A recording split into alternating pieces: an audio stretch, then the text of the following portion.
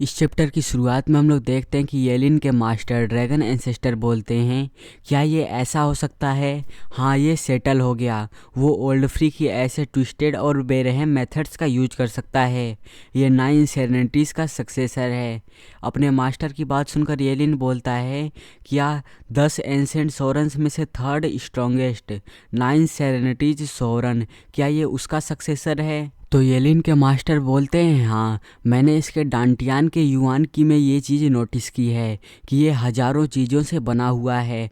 और मैंने एक बार ये सुना था कि 9 सेरेनिटीज ने एक ऐसे स्किल को बनाया है जो कि हेवनली सोवरन के वाइड आई के साथ कंप्लीट हो सकती है और ये किसी भी कॉन्स्टिट्यूशन के साथ कंपैटिबल है। और अब मैं देख सकता हूँ कि वो कल्टीवेशन मेथड सच में पास डाउन किया गया है। इसकी बॉडी इस तरह की है जो कि डिफरेंट पावर्स को एक साथ होल्ड कर सकती है और वो पावर्स आपस में क्लैश नहीं कर रही हैं। स्पेशली हम 5 ग्रेट सेक्रेड बीस्ट, उनकी पावर्स को ये कंटेन कर पा रहा है। वॉल्टिंग कुनपेंग का क्योस फ्लेम जो कि इसकी स्पिरिट के साथ मर्ज हो चुका है, और सोरिंग क्लीन का ऑलमाइटी हाथ, और संडरिंग थंडर फिनिक्स का बर्जर्क पर्पल लाइटनिंग। और ये सारी पावर्स इसके वेन्स में दौड़ रही हैं, लेकिन ये सभी बहुत ही ज़्यादा शांत हैं। अगर ये पावर्स किसी और की बॉडी में होती तब ये तीनों आपस में क्लैश कर देती और उसको मार डालती। और येलिन के मास्टर ने सिर्फ 3 पावर्स बोली हैं, मतलब कि और ढेर सारी पावर्स आनी बची हैं। और 3 सेक्रेड बिस्ट की इनहेरिटेंसेस को सुनकर येलिन शॉक होते हुए बोलता है, क्या आप मुझे बता रहे हैं कि इसके पास 3 ग्रेट सेक्रेड बिस्ट की पावर्स हैं? तो ड्रैगन एंसेस्टर बोलते हैं, क्या बस 3 सेक्रेड बिस्ट की पावर्स? येलिन, अभी भी तुम्हें कोई आइडिया नहीं हुआ है। मेरे पास आओ और देखो, और इसको याद रखना, divine eye of the void sacred domain में सबसे स्ट्रॉन्गेस्ट है और ये हेवनली सोवरन की स्किल है, मतलब कि 5 ग्रेट सेक्रेड बिस्ट के भी ऊपर का लेवल हेवनली सोवरन, और ये पूरे सेक्रेड डोमेन पर राज करता है। और फिर ड्रैगन एंसेस्टर बोलते हैं, ये हेवनली सोरन वही व्यक्ति है जिसने कि हम 5 सेक्रेड बीस्ट को अनंत कालों के लिए इस मॉर्टल डोमेन में कैद करके रखा है। और येलिन बोलता है, इसके पास divine eye of the white का स्किल है जो कि हेवनली सोवरन का है। इसका मतलब ये हुआ कि ये हेवनली सोवरन का भी सक्सेसर है। तो ड्रैगन एंसेस्टर बोलते हैं, हाँ, इसके पास हेवनली सोवरन की स्किल तो है, लेकिन ये हेवनली सोवरन से अनरिलेटेड है और इसको divine eye of the wide clean का ट्रेजर चुराने से मिला था। और फिर ड्रैगन एंसेस्टर हंसते हुए बोलते हैं, अगर हेवनली सोरन को ये पता चल गया कि उसकी प्रीशियस स्किल लीक हो चुकी है तब वो बहुत ही गुस्सा हो जाएगा। और येलिन जेलस होते हुए बोलता है, 3 ग्रेट सेक्रेड बीस्ट की पावर्स और 2 सोवरन्स की पावर्स, ये सब मिलाकर 5 पीक इनहेरिटेंस हो गई। आखिर ये है कौन? तो ड्रैगन एंसेस्टर बोलते हैं, ये कोई भी हो, लेकिन ये ज़रूर सही एक लकी बास्टर्ड है। और येलिन, मुझे तुम्हें एक और चीज़ बतानी है, लेकिन तुम जेलस मत होना। इसके पास बस 5 इनहेरिटेंसेस की पावर्स नहीं हैं, बल्कि एक और है। और ड्रैगन एंसेस्टर जूफेन को टच करते हैं, और जैसे ही वो टच करते हैं जूफेन की बॉडी से उसकी स्वॉर्ड निकलती है, वॉल्टिंग स्वॉर्ड। और येलिन उस स्वॉर्ड को देखकर बोलता है, मास्टर, ये तो एक स्वॉर्ड है। तो उसके मास्टर बोलते हैं, नहीं, ये स्पिरिट है। और पहले के समय में एक रूमर फैला था जहाँ पर एक पैट्रियाच ब्लड डीमन था जिसके बारे में मैंने तुम्हें बता रखा है। वो सिर्फ सेंट स्टेज में था, तब भी उसने एक ब्लड बेबी को रिफाइन किया और कोई भी सोरन स्टेज तक उसको छू भी नहीं पाता था। और आगे बढ़ने से पहले मैं आप लोगों को कल्टीवेशन स्टेजेस बता देता हूँ। थ्रिल स्टेज के बाद आता है सोल हार्मोनी स्टेज, और फिर उसके बाद जेनेसिस स्टेज, और फिर उसके बाद स्पिरिट किंग रेल्म, और फिर उसके बाद एम्परर रेल्म, और फिर उसके बाद सेंट रेल्म, और फिर उसके बाद हाफ स्टेप सोवरन रेल्म, उसके बाद सोवरन रेल्म, और फिर उसके बाद सुप्रीम रेल्म, और फिर सबसे अंत में हेवन एंड अर्थ रेल्म। ये सबसे ज़्यादा स्ट्रॉन्गेस्ट स्टेज है। और जो पैट्रियाच ब्लड डीमन था वो सेंट रेल्म में था, लेकिन तब भी वो सोवरन स्टेज के बंदों को मार देता था। और फिर अब स्टोरी पे आते हैं जहाँ पे ड्रैगन एंसेस्टर बोलते हैं, और वो उस ब्लड बेबी के कारण बहुत ही ज़्यादा स्ट्रांग हो गया, और जब वो मर गया तब उसकी स्किल लॉस्ट हो गई। लेकिन मुझे ये नहीं लगा था कि मैं किसी ऐसे से मिलूँगा जिसके पास पैट्रियाच ब्लड डीमन का भी स्किल रहेगा। और इस बच्चे का ब्लड बेबी इस स्वॉर्ड की स्वॉर्ड स्पिरिट बन चुकी है।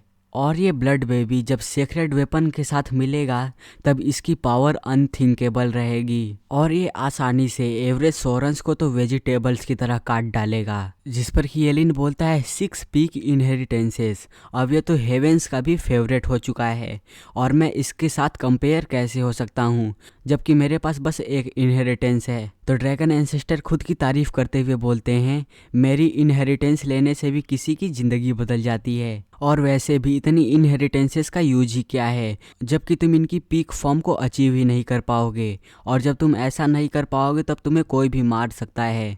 तो येलिन अपने मास्टर से पूछता है मास्टर लेकिन तब क्या होगा जब हम इन्हें परफेक्शन तक मास्टर कर लें। तब ड्रैगन एंसेस्टर अपनी आंखें बंद करते हैं और बोलते हैं तब तुम्हें इस हेवन के अंडर कोई भी ऐसा नहीं है जो कि हरा सकता है, लेकिन इन इनहेरिटेंसेस को परफेक्शन पर मास्टर करना ये इम्पॉसिबल है। जो सोरेंस की अल्टीमेट स्किल्स और सेक्रेड बीस्ट की एबिलिटीज़ होती हैं वो मिलियंस ऑफ ईयर्स के बाद आती हैं और इनको ऐसे ही मास्टर नहीं किया जा सकता है। और तुम्हारे लिए यही अच्छा होगा कि तुम मेरे पाथ पर जुड़े रहो, फायर ड्रैगन के पाथ पर, और तुम्हें उतना ही खाना चाहिए जितना कि तुम चबा सकते हो और तुम्हारे पास 9 सेरेनिटीज या फिर सोरेंस की इनहेरिटेंसेस भी नहीं हैं और तुम इतनी पावर्स को होल्ड भी नहीं कर सकते हो। अगर तुम ऐसा करोगे तब तुम ही मरोगे। और येलिन अभी भी उदास था और जूफेन की तरफ देखते हुए बोलता है मास्टर इसकी बॉडी में लाइफ की कोई भी साइन नहीं है और इसकी बॉडी बर्बाद हो चुकी है, लेकिन शायद से इसकी सोल को बचाया जा सकता है। तो ड्रैगन एंसेस्टर हंसते हुए बोलते हैं इसकी सोल केओस फ्लेम के प्रोटेक्शन के अंडर है और ये अपने आप ही रिकवर हो जाएगी, लेकिन ये इतना जख्मी है कि ये इसे अपने आप से ट्रिगर नहीं कर सकता है और इसे मुझे ही ट्रिगर करना पड़ेगा। और जहाँ तक इसकी बॉडी की बात रही ये कम्प्लीटली बर्बाद नहीं हुई है, इसका ब्लड बेबी अभी भी इसे प्रोटेक्ट कर रहा है और इसकी सोर्स ऑफ लाइफ को अभी भी होल्ड कर रहा है और जब तक इसका ब्लड बेबी इसके आसपास है तब तक इसका बॉडी नहीं मरेगा। मतलब कि जूफेन की स्वॉर्ड में उसका ब्लड बेबी है और वो जूफेन के पास में ही है। और फिर ड्रैगन एंसेस्टर आगे बोलते हैं इसकी बॉडी बहुत ही ज़्यादा डैमेज हो चुकी है और बस इसको रिपेयर करने की ज़रूरत है। और ड्रैगन एंसेस्टर बोलने के साथ ही साथ अपने बॉडी से एक स्केल भी निकाल रहे थे और फिर अगले ही सीन में शायद ये एक क्रिस्टल है और वो जूफेन की बॉडी पर आकर लगा हुआ है। और फिर ड्रैगन एंसेस्टर अपनी गोल्डन डेसिमेटिंग ब्रीथ का यूज करते हैं और जूफेन की बॉडी पर फ्लेम्स को डालने लगते हैं। और येलिन बोलता है मास्टर आप फिर से रिवर्स स्केल और गोल्डन डेसिमेटिंग फ्लेम का यूज कर रहे हैं जिससे कि आप इसकी बॉडी को रिफाइन कर सकें। तब तो इसका मतलब यही होगा कि ये बिल्कुल मेरी तरह हो जाएगा और इसके पास एक और इनहेरिटेंस आ जाएगी। तब ड्रैगन एंसेस्टर बोलते हैं हाँ, लेकिन इसमें दिक्कत क्या है, क्या तुम्हें जलन हो रही है?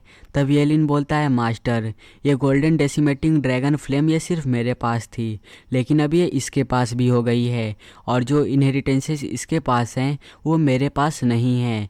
तब तो ये ऑब्वियस सी बात है मास्टर। तो ड्रैगन एंसेस्टर अपने हाथ को येलिन के सिर पर रखते हैं और बोलते हैं रॉटन ब्रेड, क्या मैंने जो तुम्हें काम बताया था तुम उसको अकेले कर सकते हो? और ये बहुत ही ज़्यादा रेयर इंसान है जो कि हमारे पास आया है और इसके पास एक अच्छी आत्मा भी है। तब मैं इसको बचाने के लिए सब कुछ करूँगा और इसको शक्तिशाली भी बनाऊँगा जिससे कि मेरे काम को ये फिनिश कर सके। और मेरे हिसाब से वो काम यही है कि जो 5 सीक्रेट बीस्ट यहाँ पर ट्रैप हो चुके हैं इस मॉर्टल डोमेन में उन्हें आज़ाद करना है येलिन को। और अब ये ड्रैगन एंसेस्टर जूफेन का भी यूज करना चाहता है।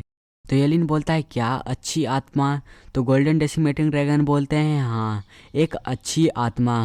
और अब ड्रैगन एंसेस्टर जूफेन की बॉडी को हील कर रहे हैं, मतलब कि अब ये कम्प्लीटली ठीक हो जाएगा और शायद पावरफुल भी हो जाएगा। और फिर अगला सीन हम जूफेन के माइंड के अंदर का देखते हैं जहाँ पर कोई बोलता है 9 सेरेनिटीज़, 9 सेरेनिटीज़। और ये जो रेड रेड कलर है ये जूफेन है और वो पूछता है तुम कौन हो और तुम किसे बुला रहे हो, लेकिन वो आवाज़ कुछ भी नहीं सुनती है और बोलती है 9 सेरेनिटीज़।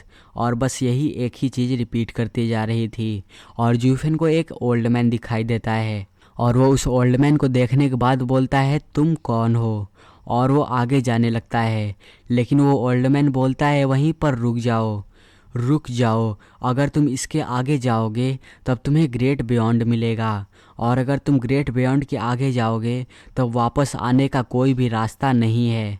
तो जूफेन पूछता है ये ग्रेट बियॉन्ड क्या है। तो अब हम उस ओल्ड मैन का चेहरा देखते हैं और वो बोलता है ये एक ऐसी जगह है जहाँ पर सोल्स गायब हो जाती हैं, और मेरे हिसाब से ये ओल्ड मैन जूफेन का मास्टर है।